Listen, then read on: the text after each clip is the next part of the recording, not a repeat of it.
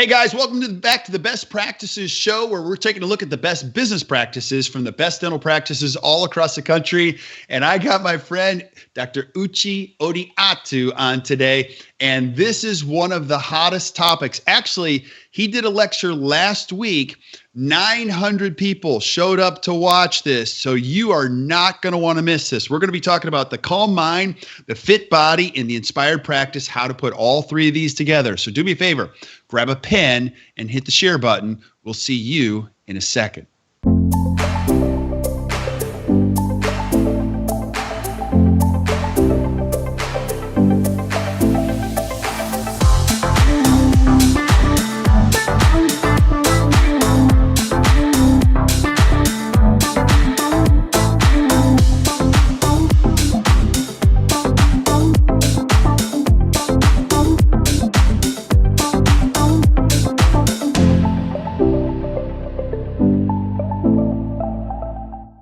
Hey guys, welcome back to the Best Practices Show, and this one's going to be super fun, and you're going to want to grab a pen for this. I grabbed a pen the last time we talked with Uche, and I still have a lot of work to do, and I just absolutely love this. And because I know what you're thinking. When you do dentistry, none of you ever thought when you went into dental school that it would ever be this stressful, and it's crazy stressful. It's extra stressful for the people that are watching this, because my guess is that you care about shade, shape, translucency, margin, which puts exponential stress on the mind, the body, everything. And I've got the guy who's got the recipes for all of this for a very healthy, long career. Now, a couple show notes. We're shooting this live on Facebook. So as you're watching this, please ask your questions, and I will ask Uche himself, and we're going to get the answers straight from the expert. Or if you're watching the show after the live broadcast, please ask it in the feed, and he'll get back to you. He's fantastic about that. I love the question so much that we're doing what's called Gratitude Mondays. I love thoughtful questions. So as a thanks, we're giving away a free Apple iWatch every Monday to the best question asked any week on any show, and 2 tickets to activate. So check it out. So my special guest today, who is a very, very popular, one of the most popular speakers in all of dentistry, and he's so unique. Uche, I don't know if anyone really does what you do. I mean, you're kind of one of those people that's in a category of one. And if people don't know who Dr. Uche Odiatu is, can you tell them who you are, if they've been sleeping underneath a rock? Okay, Uche Odiatu. I'm a practicing dentist in Toronto. I'm a dad of 4. I'm an NSCA certified personal trainer. I've written a self-published book 15 years ago. John Wiley and Sons thought it was a hot topic, and they published it for us. John Wiley and Sons, 200-year-old publishing company, came out in 2008 as The Miracle of Health. HarperCollins last year picked up the digital rights, so now it's available on Kindle and iPad, still called The Miracle of Health. I'm practicing in the office anywhere from 2 to 4 days a week. I'm on the road about 35 weekends a year. I say weekends, I mean heading out Thursday, coming back Friday or Saturday morning. Speaking, writing, blogging, lecturing. I'm in the eye of the storm, and I got patients. I have post-op. I'm calling in prescriptions. Lab will call me. I'm at the gate. Getting onto the plane. What's the shade for that bridge? So I'm living your life. I live your life, and FaceTiming with my 8-year-old. I brought my 10-year-old on the road with me a couple of years ago at the California Dental Association, Anaheim. So I live this life. I live taking impressions. I'm inserting veneers. I am writing, reading, living this, sharing, and loving it at the same time. Yeah. Now I'm going to say this too, because you're dressed differently than when you speak. You got the little sweater vest on. You look good. Typically, you're usually wearing a t-shirt, and I mean, you look so good. And I'm going to ask, how old are you? 54. 54, man. If I look half as good as you at 54, I'm in good shape. But you weren't always in great shape. I mean, there was a turning point in your life where you're like, I can't do this anymore, and you went a different path. Can you tell us a little bit about that story? Sure, because I don't look this way out of default. I eat a certain way. I sleep a certain way. I eat certain fruits. I eat certain vegetables. I drink water. I sleep a certain way. I wear an eye mask. I have orange glasses on before bedtime. But I've been living healthy most of my life. But I'd say, like most dentists and most people, when they graduate from a professional designation, what happens is, you look great in high school. You look great in college. However, you start falling off track. You can buy better clothes. You're in the six-figure income. You're buying designer clothes, and most designer clothes are sized a little differently than average clothes. So you think you're a 0, but you're really a size 2, or you think you're a 32-inch waist, but you're probably a 34. And about 22 years ago, I was about 220 pounds, let's say. Learning all kinds of stuff. I went to a Robbins program. I went to a Robin Sharma program and Mark Victor Hansen. But I was huge. I used to say if I wore a pair of red cords and a red shirt, I looked like a little fat fire hydrant, So, and that was me expanding my mind, but so was my behind. And it wasn't until I started realizing, hey, I'm not authentic in my message. Here I am, a healthcare provider, and I look like anything but healthy. I'm wondering why my patients aren't saying yes more often. I'm wondering why I'm not getting agreement with the treatment plan. And then I realized, hey, if I don't start walking this talk and being integrous with the way I take care of myself, how can I possibly ask patients to take care of themselves and their mouth if I smell like a cheeseburger, or, my eye is a bloodshot. So about 1997, 98, I said, hey, I got to start reliving my truth. And then practice went smoother, interactions went smoother, no more body aches, went to bed earlier, and got certified as a trainer. I was always an athlete, but finally got certified as a trainer in 2002. 2 or 3 different organizations. So I'm getting journals from the National Strength and Conditioning Association, American College of Sports Medicine, and nutrition and dental, and I'm an ADA international member. So I'm getting like 6-7 journals a month. So I integrate this in my spare time, and I digest it and I share it to audiences anywhere from small Seattle study club little groups of 10, 15, 20 to like 900 to 1,000, which is my sweet spot. I love the energy of 1,000 people all chanting at the same time. Yeah. And there's nobody better than you at that. I mean, you are a magician, and authentically inspiring all of us to be better. Now, this is important too, because, you and I were chatting before we went live here, because we were trying to get our technical things right. You have to have this triad, these 3 pieces, because you can inspire, you can get your practice going well, and that's awesome. But if you don't have these 2 other pieces in place, there's the energy doesn't work. The whole dynamic doesn't work. Explain why this is so important to have these 3 pieces in place. Yeah, I love that. And I think of a triune idea. So calm mind, fit body, inspired practice. Most of us as healthcare providers go for the inspired practice. We go for being productive, interesting, patients saying yes, being the best clinically. But if you do it within a frenzied state or an anxious state or a worried state, which is anything but a calm mind, or if you have back pain, sciatica, reflux, pre-diabetic body, which is a body that's unease or at dis-ease, those 2 factors will overweigh your desire, and you will not get the practice and the practice experience that you love. So when I look at Abraham Maslow's hierarchy of needs with foundationalist physiology, Abraham Maslow, if he was talking to a bunch of dentists, wouldn't say, "Oh, let's get your practice in order." He'd say, where are you physiologically? Are you pain-free? Is your body hydrated? Are you rested? Are you well-fed? Are you exercising? And only then could you go up to the second part of his ladder, and the third and fourth, until finally self-actualization is being the best dentist, healthcare provider. You can, but you can't go for that if you're dehydrated or tired or in pain. Because physiology is first with Abraham Maslow. Yeah. And you said a person in pain only has one thought. And I think there's a cliche here, a sick person only has one desire. I mean, you've heard all of these, but you're right. When you're in pain, your level of thinking stays right there. You only have one thought. It's, I got to get out of pain. Well, you're in reptilian mode. Reptilian is the most primitive part of your brain. They talk about a triune brain also.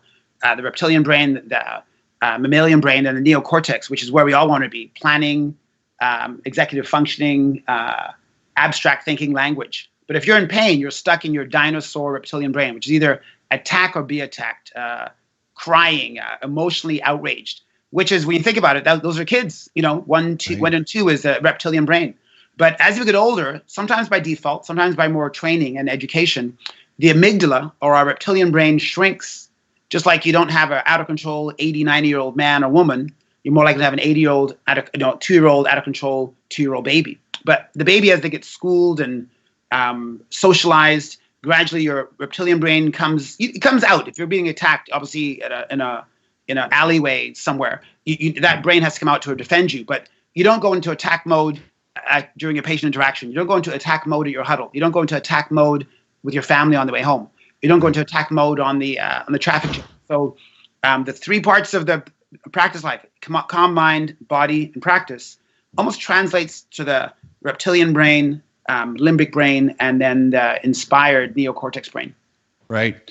That's awesome. And this is so, appropriate now in today's day and age, because I feel it. I don't know if people are losing their minds in some case because they're just running at speeds. They're getting less and less sleep, and that just bleeds into other painful or lack of disciplines where they're not eating well, then they're not speaking well, not thinking well.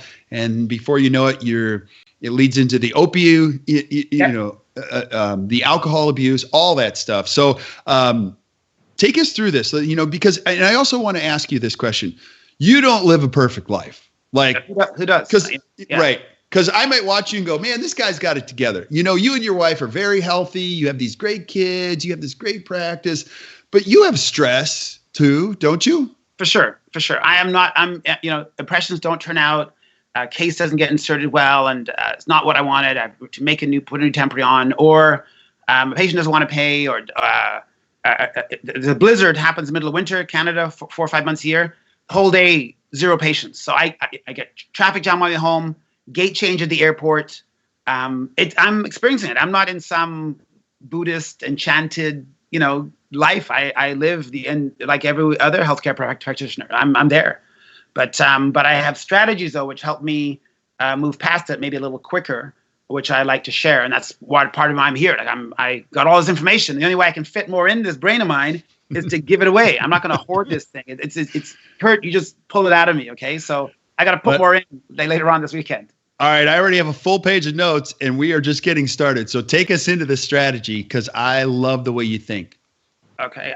One thing I think we always think working harder is going to help us. We always think sleeping less, staying up a little later, reading the next book is going to help us. But they've shown that they did a study in California, University of California, with tennis players.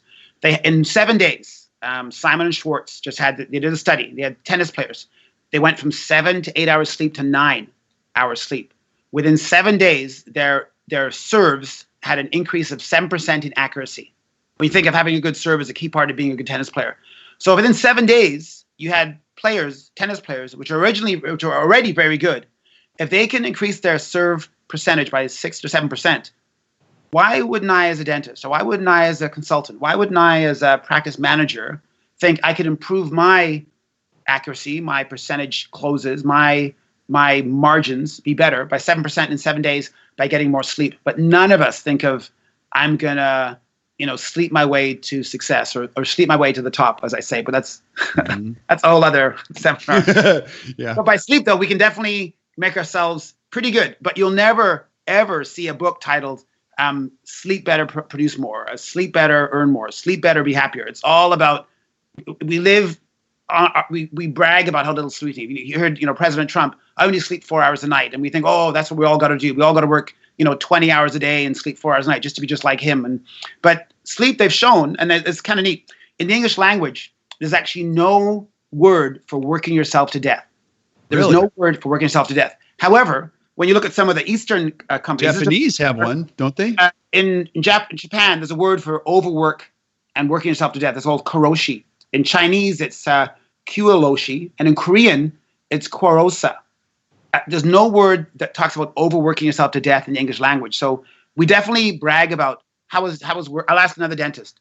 How's practice going? Oh, busy, busy, busy. How was your weekend? Oh, crazy busy. And I know they're trying to say I have a full life and I'm bragging about it. But in some cultures, they think, oh, what's the problem? You don't have time for your family, or oh, you can't get it done in 8 hours, or oh, you're not able to sleep 7-8 hours. So in some cultures, they're kind of thinking, ooh, you can't get it done in a regular day. I remember I went to Norway and Denmark a couple of years ago to lecture, and they love the mouth-body connection. They get this integrated well-being image. And in Denmark, they said, in Copenhagen, they said, Uche, if you're going to go buy some souvenirs for your family, make sure you get to the stores before 6. I go, like, what do you mean? They're not open past 6? Mm-hmm. They said, no, after 6, people have to be home with their families. I said, well, don't you have any 24-hour stores? Can I buy windshield wiper fluid at 9 o'clock at night like I do in Canada? They said, no, Uche, in our country, we expect you to be home with your family, and sharpening the saw and relaxing and getting ready for the next day. I'm thinking like, oh, that's not convenient. And they said, well, in Copenhagen, it's more about you work hard to be there for your family later. Like your family deserves more than leftovers. And I'm thinking, ooh, I gotta share that with some people when I get back. That is really, really good. Man, powerful. Yeah, and we could go into a discussion about why we don't get enough sleep, because I think everybody watching this, especially as you get older, once you cross the 40 threshold, you realize you have a number. Before I was 40, I was like, I didn't have a number, but now I have a number, and my number is 7. 7 optimal, 8. Well, actually, 7 is great. 8 is unbelievable. 9 is like, what happened? Did something go wrong? But 6, 5, and 4, now you're just thinking, I have one thought when I have 6 hours of sleep or 5 hours. I got to get to the other side. Like I just got to get through it and get to the other side. Yeah. Love that. So, in the whole idea of the work-life balance thing, everybody's got a different theory on this, and I would love for you to help us. And I'll say one more last thing about sleep, and I fall in this trap too. Sometimes the pressure of having to get so much done takes away from those things that are vitally important. So you say, I'll trim on the sleep, which long-term, that's not a good. The body always collects its debts, doesn't it? Yeah, the body immune system during the day is on hold. Repair, growth is on hold during the day. So someone has arthritis, if someone has sciatica, if someone has eczema, psoriasis, if someone has GERD, if someone has conjunctivitis, if someone has any condition they're trying to heal and they're not sleeping, guess what? The body's only doing it at nighttime. So if you're not sleeping 7 to 9, guess what? Your body's putting healing on hold. So growth, repair, consolidating memories, emotions. So anytime someone's thinking, I'm feeling overwhelmed, getting less sleep is not the answer, because the body processes emotion best while you're dreaming. We need about 100 minutes of REM a night, REM, rapid eye movement. We need 100 minutes. So if you get a sleep study, a polysomnography, you will soon see that you're either getting over 100 minutes or you're getting less. If you're getting less, you're going to have distracted, you'll be dropping words. Dropping words in the middle of a case presentation is not impressive to a patient. Forgetting a patient's last name or mispronouncing it, guess what? All they can hear you is saying their name badly. Guess what? I'm not saying yes to your crowns. I'm not saying yes to your treatment plan until you get my first name right. How are you going to get my occlusion right if you can't say Uche, not Osh or Uche or Uck? Yeah. I've had salespeople. I'm buying a car. Uck, you know what? Uke. The one thing I'm like, Uke, I can't even concentrate on my infinity without you keep calling me Uke, for crying out loud. So it's hard, but he's calling me Uke Ododo. So right. It doesn't go over well. Hey, you should try to live with my last name too. It's a perpetual battle. But when you talk about the calm mind, like I believe this as you do too, everything, the quality of your life is greatly conditioned or controlled by what happens here. A young dentist gets a really good thought process about how they want to practice and take care of themselves. It lends itself to a great life. But if this is going nuts and you don't have the calm mind, I can see it with clinicians all the time. Their hands are shaking, they don't have the confidence, but a master is soft. They touch the patient's face. They're calm. A great surgeon says, I do this all the time, So how do we get a calm mind? Yeah, good point. And again, you look at the physiology first, right? So physiology, you need to be hydrated. And, 6 to 8 glasses of water a day is fairly common, but water is the biggest component of the human body. Okay. So if you're lacking, if you're dehydrated, college players, NFL football players, basketball players, these people aren't performing surgery. But they know if they're dehydrated, so if they're down 1 to 2% of their body mass in water, if they weigh a little less because they're dehydrated, your mental focus is off by 2%. That's the difference between getting that margin right. That's finding the MB2 canal. That is getting that last bit of cement away from if you just still were doing cement retained implants. So being a little mentally not sharp could be because you're dehydrated. So here you have these dentists, thinking I'll drink less water so I don't have to go to the bathroom during my surgery. But guess what? If you're 2% off, that's the 2% that could be causing your occlusion to be off. That's 2% could be mispronouncing a patient's name or dropping words during a case presentation, or not be able to find the chart, or to get in sync with your overhear vocabulary as you're doing your treatment planning. Right. So I think physiology is first. So when I'm thinking how to get a calm mind, make sure you're hydrated. And then people think, Uche, it sounds so easy. Well, you know how many people walk around dehydrated? Many people. Dry mouth, dry eyes, sore joints, poor digestion. That's physiology first. You're not going to be able to get up here unless the physiology is taking care of it. So that's why physiology is number one for me. It's the basement foundational level of Abraham Maslow's hierarchy. Right. Now, is it true, you hear this all the time, take your body weight, divide it by 2, and that's the number of ounces you need in water? Would you agree with that? Disagree? It's a nice generalization. Just like, BMI, body mass index, talks about BMI is a good way to see if someone's in shape, but BMI doesn't work for everyone because my BMI is 27, which means I'm overweight. I'm anything but overweight. So those metrics don't work for everyone. So if you're a 90-year-old grandmother weighing 102 pounds and you're not playing pro football and you don't have a 6-day-a-week practice, you don't need 8 glasses of water. If you're a 320-pound, 6'8" dentist practicing in Oklahoma in the heat of summer, you might need 10 glasses. So 6 to 8 is a kind of a nice generalization. But otherwise, hydrated, if you want to know what's being hydrated, and I like to keep it simple, is if you go to the bathroom, if you pee, let's get graphic here, if you pee, right, and it's odorless and it's clear, you're probably well hydrated. If it's smelly, dark yellow, brown, you're dehydrated. So smelly urine, dehydration, clear, hydrated. So that's an easy way to think about it. Hydrated, clear, smelly, dark yellow is dehydrated. And if you're smelly, dark, and hydrated, guess what? It means you're stuck at the basement level. There is no self-actualization. There is no abstract thinking, poor planning. So look at all the things that dentists get paid well for, or consultants get paid well for. Abstract thinking, planning, languaging. Dehydrated cuts the roots off your career tree at the roots simply by being hydrated. So you can start earning more, better connecting with your people, staff, and team simply by drinking water. Like, we're talking fundamentals here, Right. Now I got to ask about this too, because there's benefits and then there's also too much of it. Too much of anything is never good. Yeah. Coffee is totally, believe it or not, coffee, every cup of coffee has 0.5 gram of fiber. It's 0.5 gram of coffee. Now, so you get polyphenols, you're getting phytonutrients.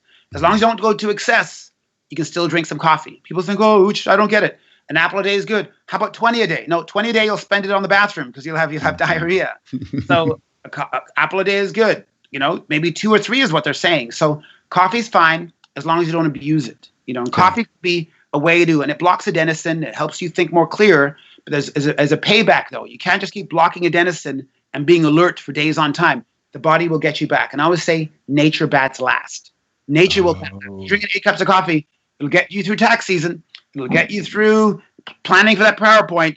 But the night of that, after you do that lecture, you better get 6 to 7, 8, 9 hours sleep.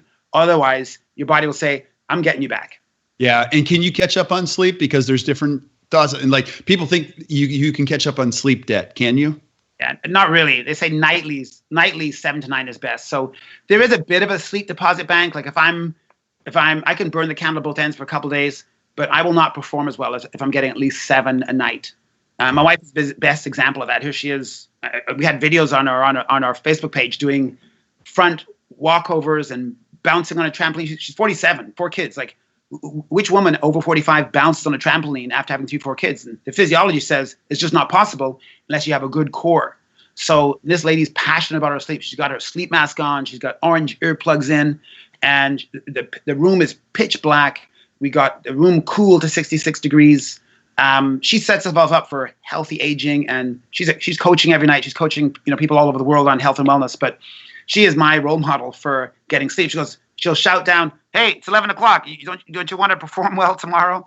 And I'm like, she goes, "You're going to be worthless if you stay up past 11 o'clock." That's awesome. And she tells it like it is. I got my sleep mask on, earplugs in, Apple Watch turned off, Apple phone on airplane mode, because who needs that zing, zing, zinging beside my head?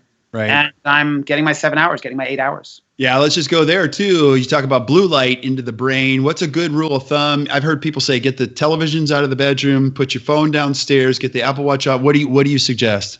Well, fundamentally, we're talking again fundamentals, because people came here to ask how to inspire practice, but we're talking, the foundation. So sleep, I like that. So I belong to a group called the Holistic Allied Professional Association, and it's in Toronto. It's about a motley crew of 34, believe it or not, cardiologists, psychiatrists, dentists, physiotherapists, naturopathic doctors, dentists, and hygienists. We meet 3 times a year, and our last meeting was 2 weeks ago, and we had a naturopathic doctor presenting on having more energy and how to start the day with more energy. And she said the biggest part of having a good morning is to have a good night. The biggest way to have a good night is to make sure your brain is prepared for sleep. And she had those orange glasses. There was a Harvard study in 2012 from the Harvard Public Review, and they talked about the fact that the pineal gland needs about 4 hours of low-level blue light. Blue light is not, you think, oh, I don't have any blue light. Well, fluorescent light, LED, even incandescent light projects blue light into your brain, and it screams to your brain, it's midday, it's morning time.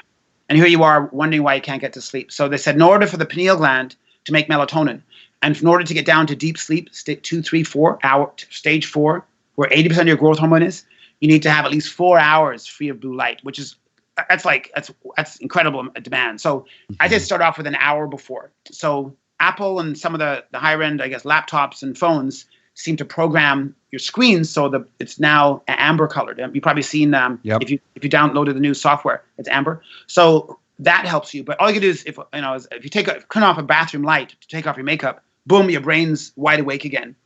The best light to have as a light towards bedtime is a red light. Red does not make your pineal gland throw it off. So that's like an insider secret there. That a red night light, you can still see your bedroom, you can still see your bathroom. A red light is the least disruptive to melatonin. And if you have poor melatonin, more likely to have breast, colon, endometrial cancer, prostate cancer. Look at all the terrible cancers simply by shift workers having full light at nighttime, and you and me having full light between 7 and 10:30, 11. Right. More likely not to make melatonin. And melatonin is key for our immune system. Wow, I did not know that. That is fantastic. Now, also, too, let's go inside the mind, because Covey said this, the miracle of the world happens between stimulus and response. That's how you handle a stimulus and how you respond. Something bad happens and how you respond to it. Or, so how would I, as a young dentist, just keep a calm mind considering all of this? Let's say I'm working on getting the best sleep. I'm working on getting exercise. I'm working on communicating with my team, but I'm still having all these crazy things going on in my mind, because you have some methodologies that keep you from going nuts when bad things happen. Sure. One of the toughest things to do is to learn to be a Buddhist monk. One of the toughest things to do is to learn how to chant like a Gregorian monk.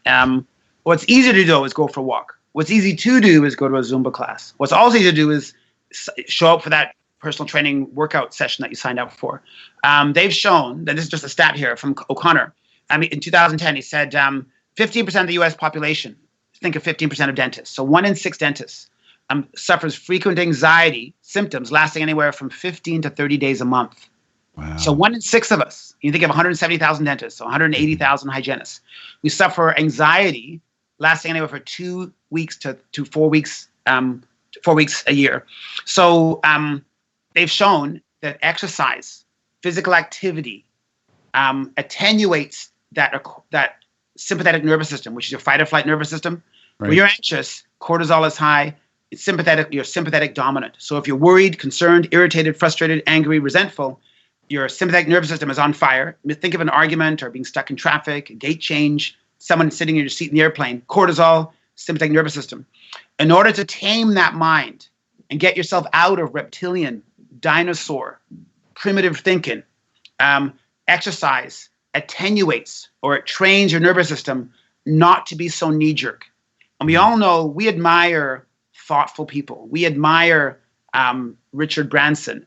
We admire people who have a well thought out response to a decision. We admire a doctor who's so good at what they do, they make it look effortless and they're calm. And we don't admire people who are throwing instruments and getting ticked off with their team. Patients hate the assistant and dentist not getting along. You're in cortisol, sympathetic nervous system. You're not thinking about me. Mm-hmm. So an easy way to tame that anxiety and calm that mind is to participate in a regular physical activity program. You don't need to be a scientist. You don't need to learn Uche's, hypothalamus, pituitary gland, adrenal. You don't have to know about the HPA axis. All you got to know is when the body is exercising and has lots of regular physical activity, you will tame your sympathetic nervous system. You'll put yourself less out of the fight or flight into abstract thinking and planning and higher order executive thinking, away from the reptilian brain, which is attack or be attacked, to high level. Socrates, Plato. Think of all the people who did great things through history. It was always away from the reptilian brain. Higher order thinking needs a calm, still mind. And exercise is an easy way to get there. It calms and trains your nervous system and it attenuates the cortisol response. And you have less of a knee-jerk attack reaction. You're calm, almost like Bob March is doing a composite resonance, or Mike Hyman leading a seminar, or Janice Hurley planning her wardrobe. I'm planning my wardrobe. I'm looking at the colors. Janice Hurley's going, what color do you feel yourself best in? Right. She's like a master Shifu going through a closet, Yeah. And I love this conversation about the exercise, but you hear it all the time. I don't have time to exercise. It's not realistic to exercise. So let's go into that. If you're a dentist watching this, what's realistic as far as exercise goes? Setting it up, morning versus afternoon. I find, I'm just going to say this, I can't exercise in the afternoon with 4 kids. There's just too much going on, and the lack of predictability plummets. I know there's no pitter-pattering on the floor or anything in the morning, so it's predictable. It's think time. I'll put in a podcast or anything, and I just get my body and mind right together. Now, in the last one that we did, you changed the way I think about cardio, so I'm messing that whole routine up. But give us some good little structures or thought processes or frameworks on how to create more exercise or that time and the distribution of them. Okay, as a dentist and as a healthcare provider, we like evidence, we like information. We become over concerned with how I'm going to do it. Right. I think to become an exerciser, to go out for a walk or to carve out time in your day, you got to think of your big reason why. Like, why is huge. And the minute your why is big enough, you will carve out time. If your why is small, I want to look great at my high school reunion. My why is small, I want to squeeze into my tuxedo. If my why is small, I want to look good on TV. That's a small why. It doesn't do anything for you. But a big why is, I'm a dad of 4. A big why is, I have 20 people who depend on me. A big why is, I have 2,000 patients that need me to be clear, calm, and be having a clear executive functioning. A big why is, I have another 40 years to live on this planet. A big why is, I want to walk my daughters down the aisle. A big why is, I want to earn the money to help my family live the life they want. A big why is, I want to have a clear-minded thinking. A big why is, I've heard that fit people earn more. A big why is, fit people think more clearly. Now, I don't have time. I've given you 10 powerful whys. Just get your sneakers on and you walk down the end of the street to pick up your mail, and you walk back and you've added 15 minutes of physical activity, which is well on your way to the 60 minutes of physical activity that you need. So why is everything. And I think as scientists and healthcare providers, and we study Pankey and Coyce and LVI and Dawson, it's all about the details. But the why will get you out of bed in the morning. I remember my wife one time, she was competing now probably for the 20th time in women's pro fitness, which is unheard of because all these women are in their 20s. She's now in her 40s, for crying out loud. So she's 41, competing against women half her age in Fort Lauderdale. She goes, how do I get time for cardio every day? She would go to bed in her gym clothes, no runner. So when she wakes up in the morning, you're thinking, may as well go downstairs and ride the bike and get my injury. Right. If you wake up in your pajamas or your Charlie Brown flip-flops, you're not going anywhere. You wake up in your Lululemon or your Nike. Look at this. I'm going upstairs. I'm already there. Got to use it. I'm wearing it. So that's determination. Like when you have your why is big, you're heading downstairs. If your why is small, you got your Charlie Brown PJs on. I'm getting my double cream, double sugar coffee, and I'm going to read some angry news on the paper. Oh, and that just perpetuates another downhill slope that's going to happen. Sure. And I love all your whys. Those would be also mine. I'll add a financial why, and I believe this. I think dentists now that are in their 40s are going to be practicing a lot longer than the generation that came before them, because I think it's completely hypothetical, Uche, that people are going to be able to save enough money in 30 years and then live another 30 on the money that they save. Now, we're doing it, but don't get me wrong. 1 in 3 babies that's born today, it's estimated will live to be 100. So I think dentists now are going to be practicing longer. And then I also pay attention to how much money I spend when I'm not working. I spend a lot of money by not going to work. So if you're looking for a real data-driven thing, you've got to stay healthy, because when these are done, you're done. Yep. And so, you're back, all of these components. And then you also said, use the word carve out time. I love that, because you don't find time, you make time, you make it. Anything you value, if you have to go for a colonoscopy or you have to go surgery, it's amazing how you clear out days to get that done. You have to, you know what I mean? Yep. So I love that. And I just think it just sets it up, again, going back to the whole idea. Now, I can see as we're talking about this, all 3 of these are systemically linked. We can use that word now, right? Systemically linked. Love it. Yeah. So any other things you'd say about the body, fit body piece?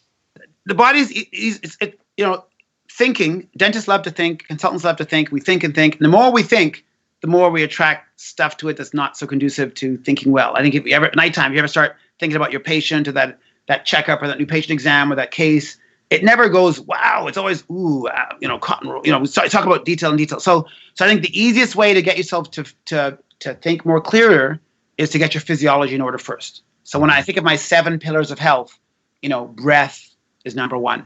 The minute you take a deep diaphragmatic breath in, and I spent about a half an hour in this program, 900 people, I'm talking about air for 30 minutes, which was unheard of in the Western Regional Dental Conference ever. I talked about air for 30 minutes. Yeah. But when I asked people what's the most valuable thing on the planet, everyone kept saying, oh, my 401k or my family, my practice, my car, my hair. And I'm thinking, guess what?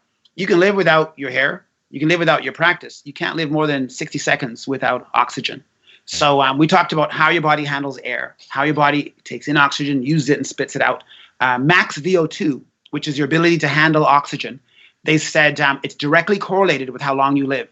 So if you get 3 people in a room and you had some testing done by some exercise scientists, and you got your max VO2, it's a number, max VO2 for those 3 people, they can say with very good accuracy, whoever has the highest max VO2 today will likely live the longest. Right. Because how you use oxygen, how you take it in, use it, and get rid of it is directly related to how long you live. So COPD shortens your life. Asthma uncontrolled shortens your life. People who breathe shallow shortens your life. People who sit down all day shortens life. You and I are sitting down. Not anymore. Yeah. Sitting is the new smoking, right? If you sit 6 hours a day, not consecutively, but 6 hours of fairly unbroken time, you're 40% more likely to die within 15 years than people who sit less than that time. This is in the Canadian Journal of Preventative Health. So sitting is going to kill you, and because sitting changes how you breathe. So breathing is fundamental to managing your mind. So if you're not breathing well, your mind is distressed. Remember Abraham Maslow. Physiology is number 1. So physiology is air, food, pain. All those things are lower order thinking. Physiology is lower order. So if you're breathing shallow, dehydrated, stuff too much. Have you ever? I could give.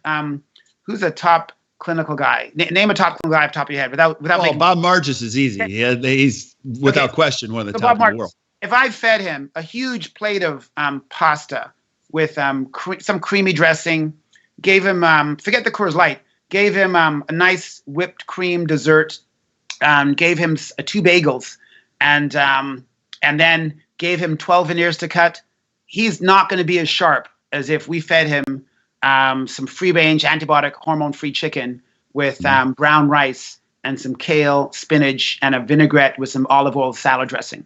Right. I can tell you, I could improve his clinical preparations simply by feeding him differently because I'm changing the physiology. So physiology down here, food, hydration, pain-free. Clinical ability, moving is higher up the ladder. So people often go for being better clinically, and they ignore the body. You can't ignore the physiology because I would say nature bats last. You can ignore your body for the first 50 years, but guess what? It will get you back in the second 50 years. Yeah, that is so true. That is so true. And again, we're not looking for perfect here, but even a little bit of progress on the diet side of things. Let's say you just increase your sleep by an extra half hour, you're going to see these noticeable differences right away. And what it does is it compounds itself and you get the multiplying effect. Now, I do want to talk about inspired practice too, because you can see how this leads itself to an inspired practice. But let me also say this. Your practice is a mess. I don't care how much sleep you're getting and how much you're working out. You're still crazy stressed. Would you agree? Right. If you're not reading good books, if you're not taking your team to regular CE, if you haven't read a clinical book in years, you've never been to Pankey, LVI, Coyce, Dawson. I'm just learning on my own with the free stuff. I learn all by free stuff. I don't send my staff anywhere. Guess what? Your practice is going to suffer. So I think doing good CE, having good communication skills, enjoying practice, not resenting it, not seeing it as a means to an end. Right. Lends itself. I think it's bi-directional. Right. An angry practice day leads to angry thinking on the way home. But when I think of physiology, when I think Abraham Maslow, fundamentally get your mind in order, how you see things, get your physiology in order, and your practice will go better. I experimented a few weeks ago. I've never done a yoga class before I went to practice. Mm-hmm. So Wednesday morning, I stay at home. I work from home, write from home, blog from home, and I practice from 2 p.m. to 8 p.m. That Wednesday morning, about 2 weeks ago, I did an hour and a half of hot yoga. Not grip, but hot yoga. I had a heated class. And I thought, I wonder how this is going to put me. And most dentists are thinking, Uche, you must have been falling asleep. No, that 2 to 8, I was inspired. I was like Master Shifu from Kung Fu Panda. Yo, that patient canceled.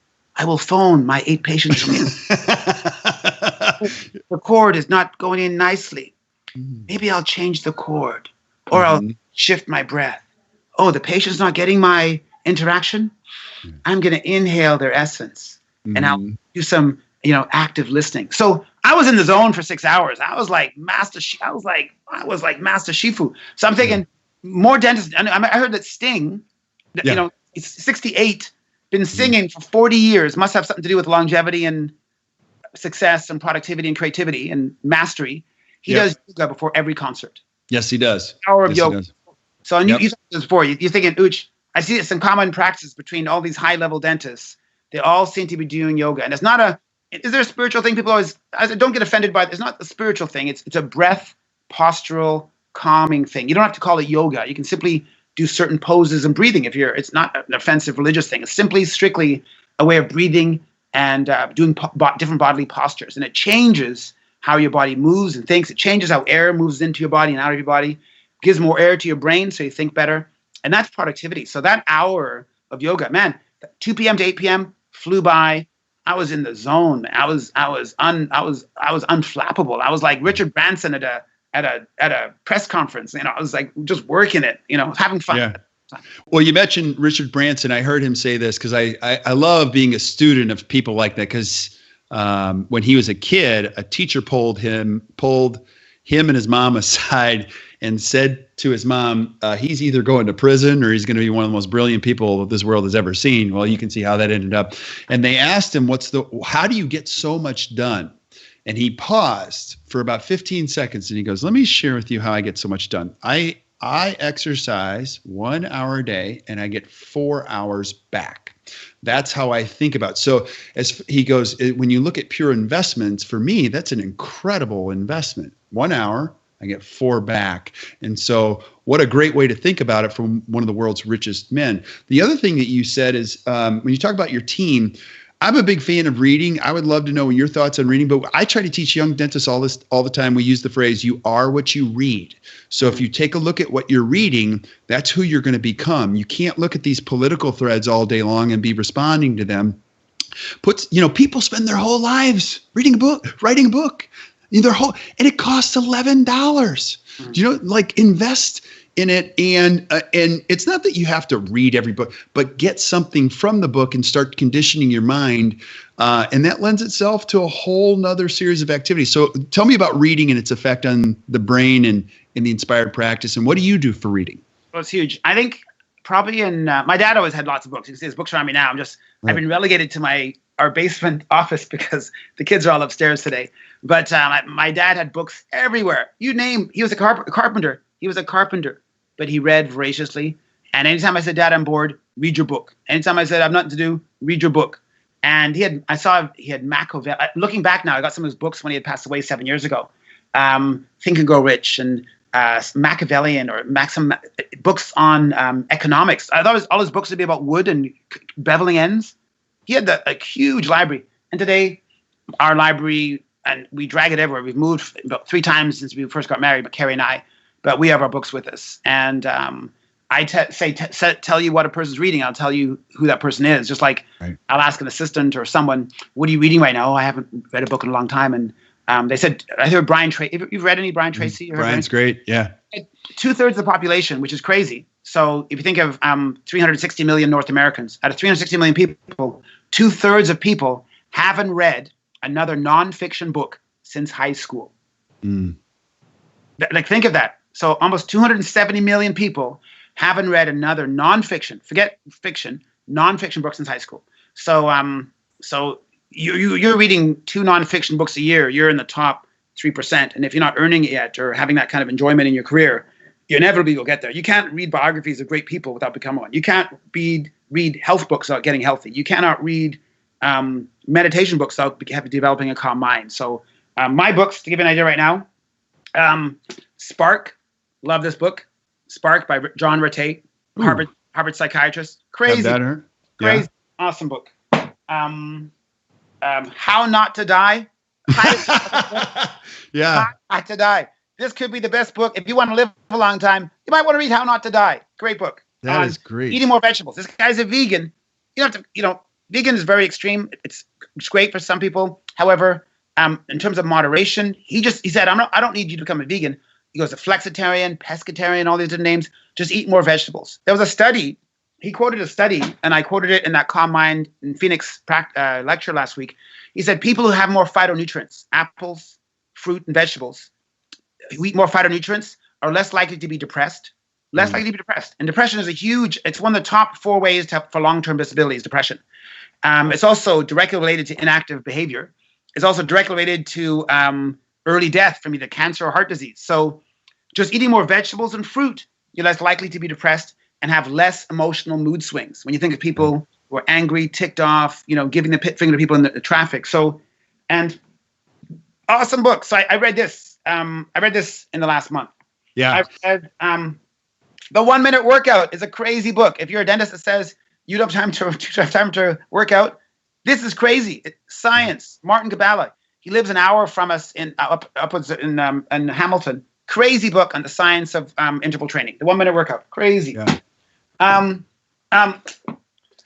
Our book. Tony Robbins here. If you want to, center your mind, if you want to establish an exquisite, balancing family, work, and play, The Miracle of Health is written. Carrie and I wrote this together. Both exercisers, athletes, in 2008. It's available in Kindle and iPad by HarperCollins. Awesome book. You can buy it on hardcover. It weighs a pound. You can do curls with it if you buy the hardcover, or you can get it for your iPad. I think for $13 for the price of a cheap bottle of wine. You can get it for your iPad. Yeah, and then did you tell me about Beating the Heart Attack Gene? Was that you that everybody's reading this book? Got it. No, Jill Wade, that awesome dentist from Fresno, Texas, told me about it. I haven't read it yet. I do have it somewhere in my house. I haven't read it yet. It is here. It is here. But you can stack up all these books though. But a lot of people, they say 80% of books never get read past the first chapter. People have them on the night table.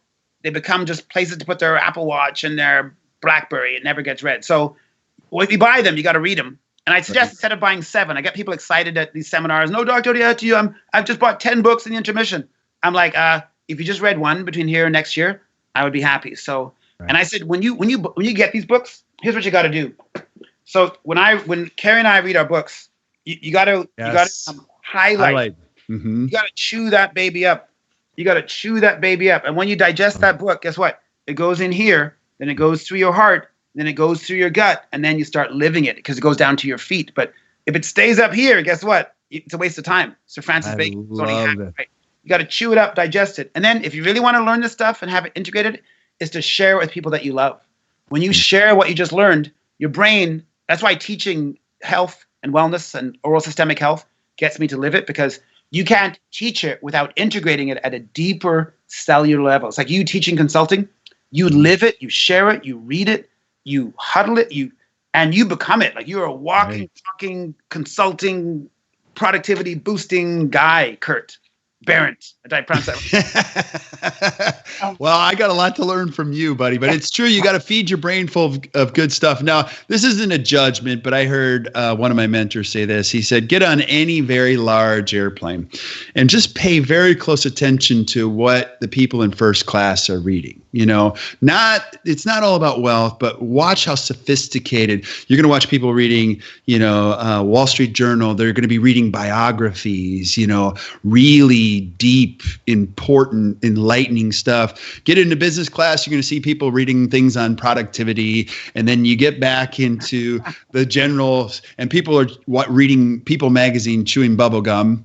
Or the National Enquirer. I don't even know if that's a publication anymore, but the people are like zoning out and more frustrated than ever. And so it's not about that. It's just what do you want in your brain? Because you're right.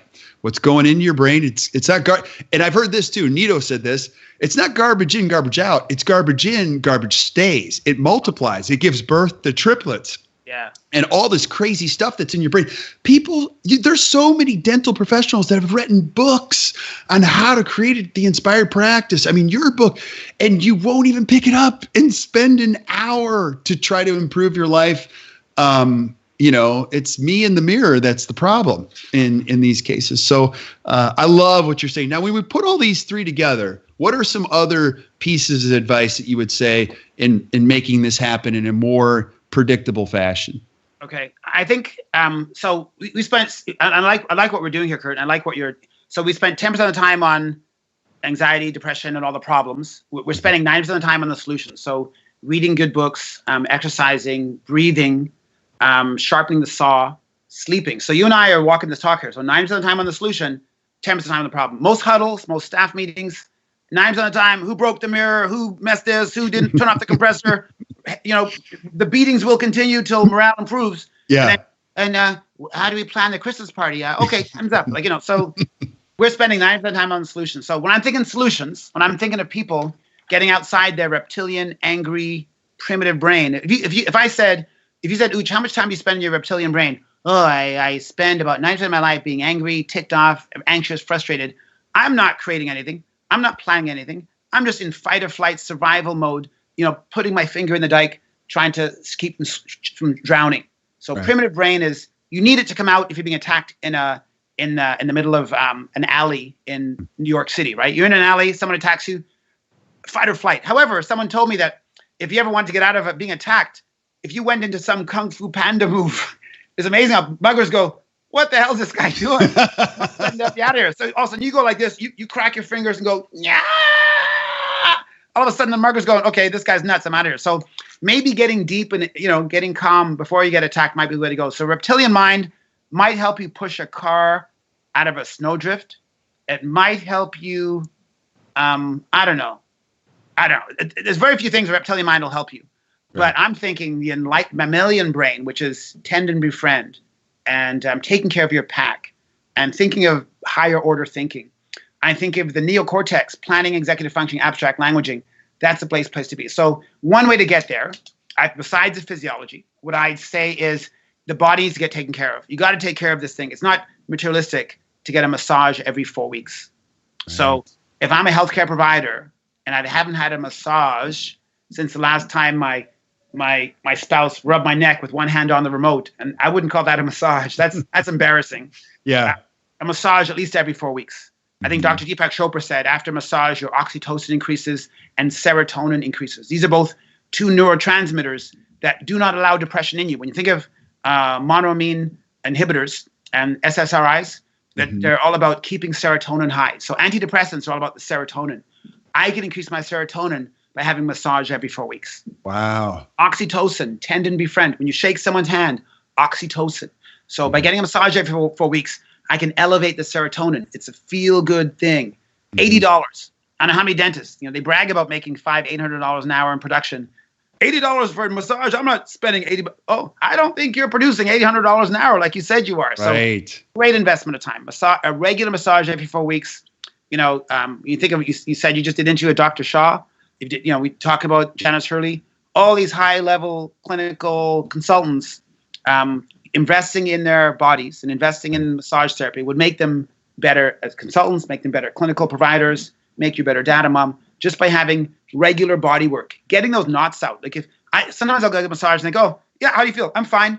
Massage therapist goes, what's this? It's like a donut-sized lump in my trap. And she goes, how's that feel? I'm like, I'm feeling okay. So, unless that's worked out, that knot will stay there, and that sheath of muscle will not pull normally. And you always wonder why 70, 80 people kind of walk around like this, a lifetime of knots. Right. So big part of self-care and calming the mind. Remember, the mind is up here. Physiology, get rid of the knots. And you got to get hydrated after massage. You got to drink some water. You got to get all the knots out. So massage therapy is one way to lower your stress and to manage your physiology better. Well, and it multiplies too, because what's going on in your brain when you get a massage is just you can let go. A lot of times I'll fall asleep sometimes because you just go into a very relaxed state. But you're right. Powerful. Pedicure, manicure. You're thinking, Uche, Hey, I've done the petties with my daughter, and I didn't think I was going to do it, but it feels good. It feels good. You're an evolved guy. You're enlightened. You're metrosexual. You are working both sides of your brain. You're awesome, Kurt. That's why you're so successful. So, but pedicure, manicure, there's nothing like having feet that are taken care of. I bet you I've looked at Barb Marge's feet. I bet you they're perfect. I bet you look at Coyce's feet. They're perfect. Right. Mark, and I bet you they're perfect. So right. Part of giving, you need to take care of yourself. So pedi manicure, buffing, getting rid of those alligator, think of the reptilian brain, get rid of those alligator spots on your feet. Oh, I like that analogy. Get rid of those reptilian, rough, gnarly heels of yours will make you a better care provider. You know, they don't snarl your Louis Vuitton socks so easily, and they'll fit better into your cool hand shoes, you know. Yeah. And getting taken care of, you know, I think during a case presentation, when a male or female technician is showing study models and showing an x-ray, guess who's looking?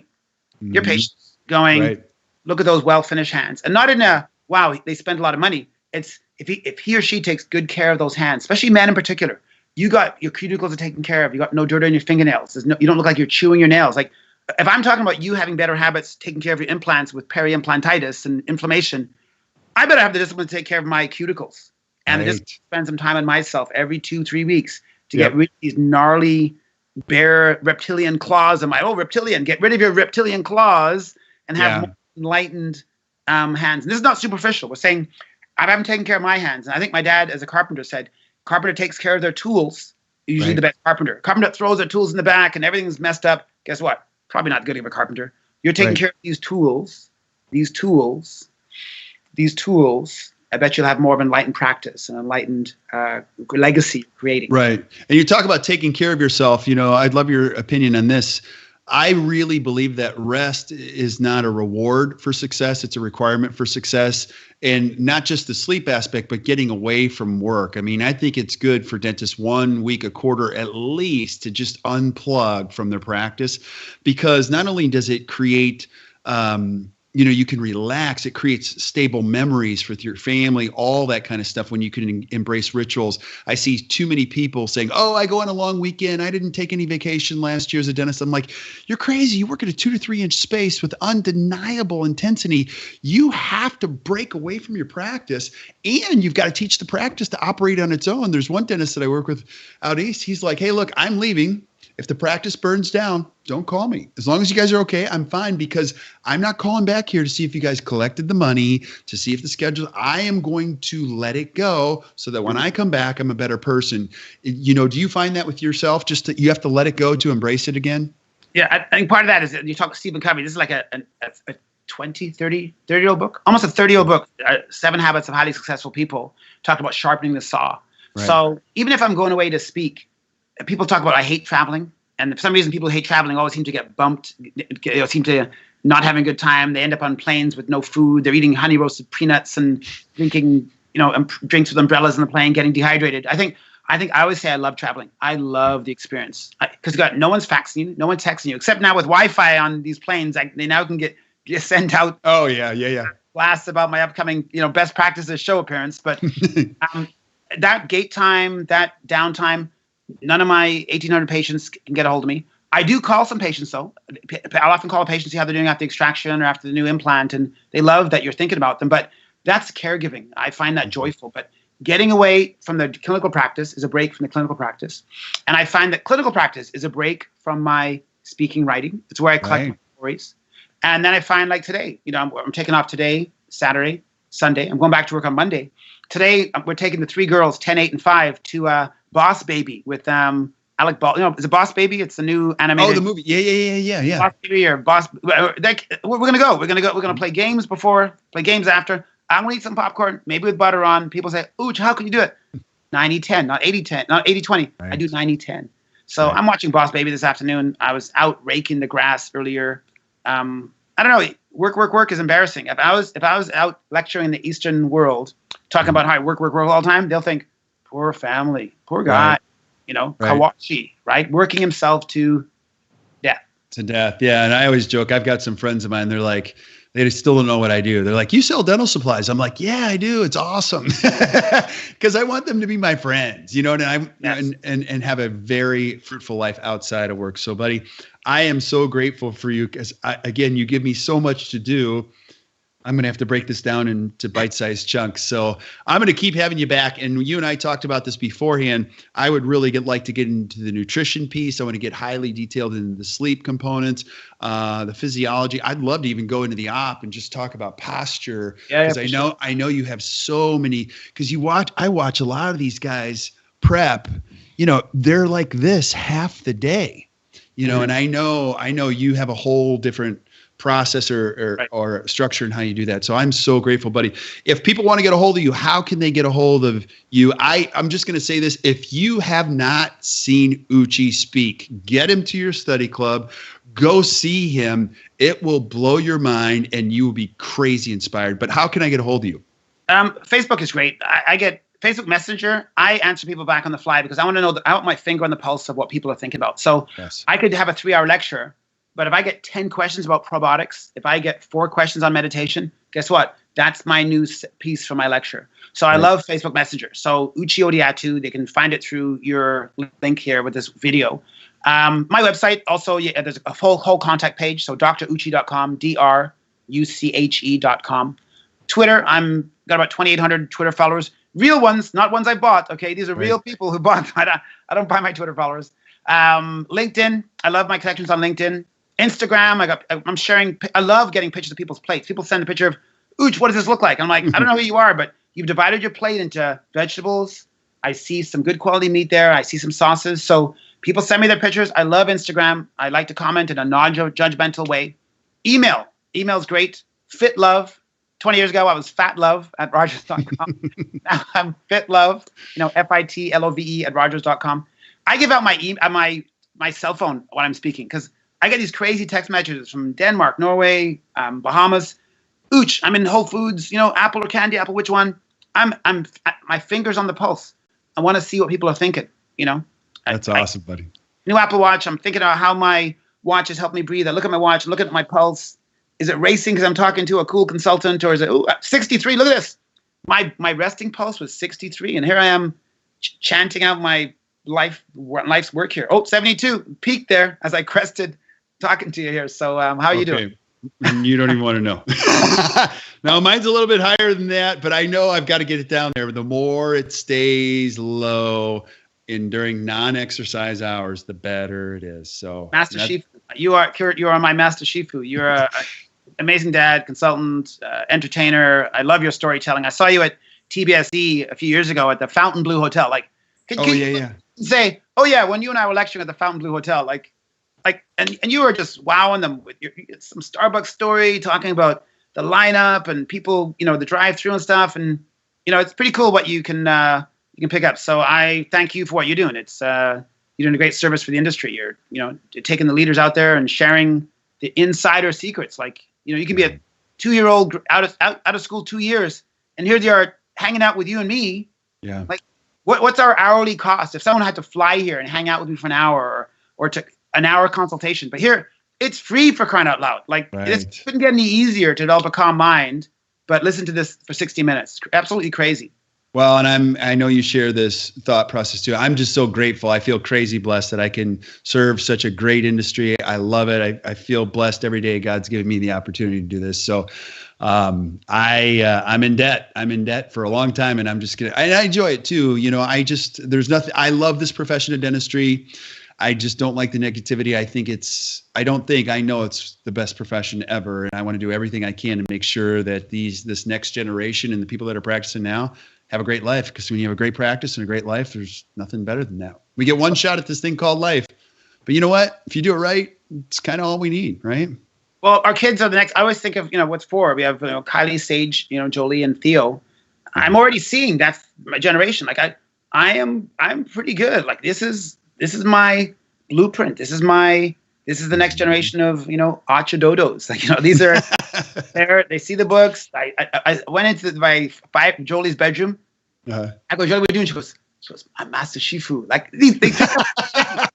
That's awesome. My 8-year-old has a sleep mask. My 10-year-old says, Dad, I'm making a salad. I go, why? You said it's good for the brain. She goes, I have a test tomorrow. So this kid's making a kale, spinach, cherry tomatoes.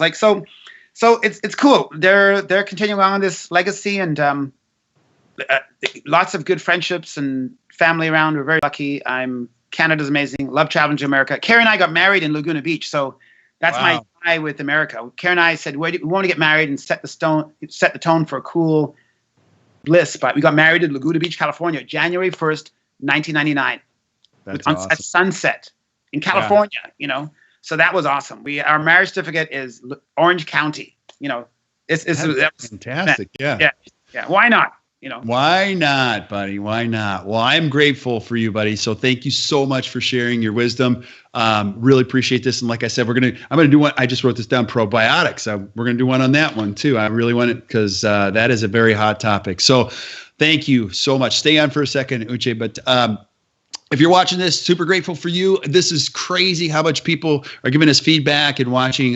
Just crazy grateful. If there's other things you want to hear from this amazing man, please type them in the feed and I will make them happen because we want to make sure you're getting everything that you need. So thank you very much. Until we see you next time, keep watching the Best Practices Show.